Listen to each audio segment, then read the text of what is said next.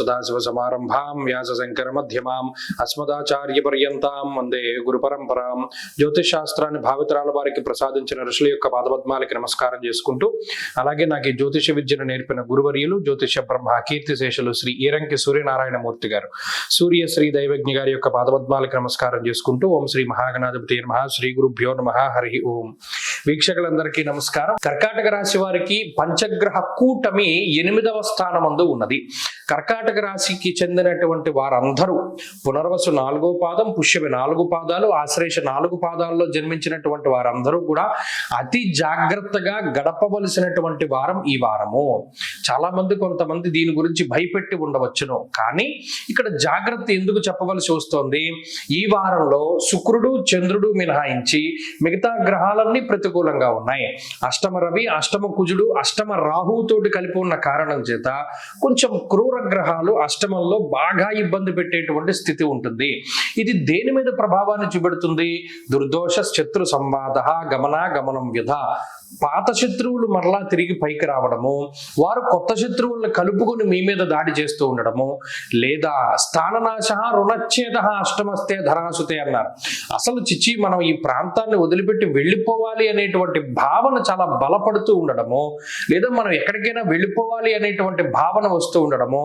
అలాగే అష్టమంలో ఉండేటువంటి రాహువు కూడా అనారోగ్య సమస్యలను ఎక్కువ తీసుకొస్తాడు.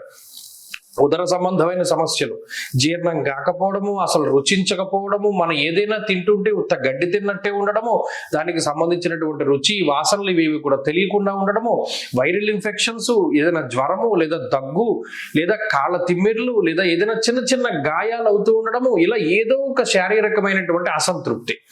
అలాగే కాలిన గాయాలు, కోసుకున్న గాయాలు లేదా విద్యుత్తుకి సంబంధించినటువంటి గాయాలు, ఇలా ఏదో ఒకటి మాటికి అది తీవ్రతరం కాకపోయినా చాలా ఇబ్బంది పెడుతూ ఉంటుంది. ఎలా ఇబ్బంది పడుతుంది? యక్ష రాక్షస గతే. ఇక ఒక రాక్షసుడు ఎలా ఇబ్బంది పడతాడో, వాడు ఎంత ఆనందాన్ని పొందుతూ ఉంటాడో పక్కవాడిని ఇబ్బంది పెట్టి, అలా ఈ గ్రహస్థితి మిమ్మల్ని ఇబ్బంది పెడుతుంది. కాబట్టి ఈ వారంలో మాత్రం కర్కాటక రాశి వారు చాలా జాగ్రత్తగా ఉండాలి.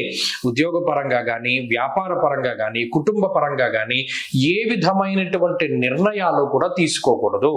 అటు హెల్త్ కొంచెం అటు ఇటుగా నడుస్తుంది.